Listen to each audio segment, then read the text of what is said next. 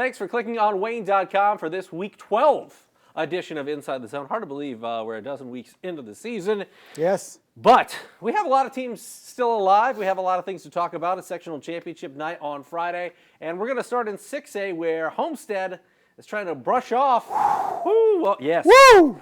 What was a scary Friday night right after Halloween down at Noblesville. They had to go to overtime. Barely made it into overtime. Yeah. But they did pull out the win.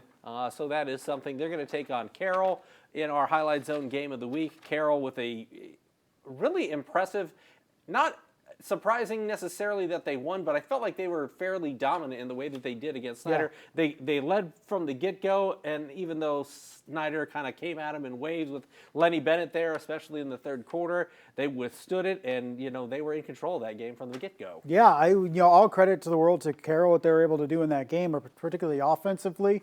Jeffrey Becker looked as advertised. Usually you feel the second time around when Snyder sees you once, they're going to come back the second time and have some different looks at you as a defense for that quarterback to look at, right? And maybe they did mix up some different schemes and stunts, but Jeffrey Becker made it not matter at all. I mean, he bought time in the pocket, outside the pocket, always had his eyes downfield, made some big plays downfield. The one concern you have for Carroll in this game, and you kind of touched on it, is Snyder's offense, over 540 yards of total offense. Mm-hmm. And we know how good Homestead's offense can be.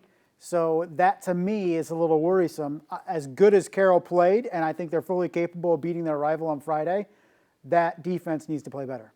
When you take a look at Homestead, there's two schools of thought, I think. One, it seems like every championship team, and Homestead has some weapons to make a long run in the postseason. It's not a bad thing to get tested early. It kind of refocuses the team. Yeah. So are you in that boat, or are you in the, maybe there's some actual problems we should worry a little bit more about, or are you kind of in the middle where it's a little bit of both, or maybe just, a long trip and they were overlooking a Noblesville team based on their record when we, as we talked about last week, the competition they play, it isn't Sisters of the Poor. I think I'm a little bit in the middle. I think we talked about it last week, and I'm even surprised at how close that game was going in overtime, but I felt Noblesville was going to be able to play with them because of the teams they play in the Hoosier Crossroads. They play all 6A teams except for one 5A team, which is Cathedral, which may as well be a 6A team, right?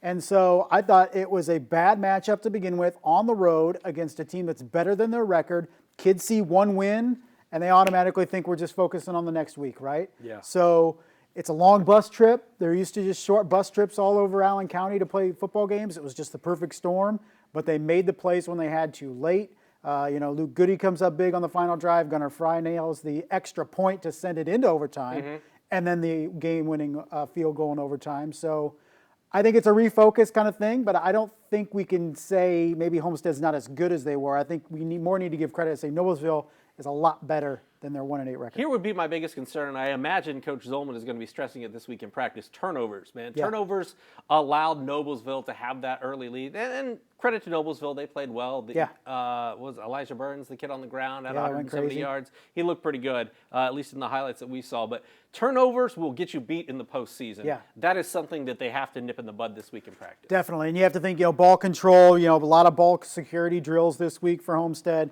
And, to touch on something real quick, because you and I both hear it a lot with the polls and the 317 bias, right? And so many people say from up in this area and up in the region is why is everybody so focused on the 317 when you look at the polls and football and basketball? Friday night is why, right? You had a one-win Noblesville team come within a couple seconds of knocking off an undefeated Fort Wayne area 6A program.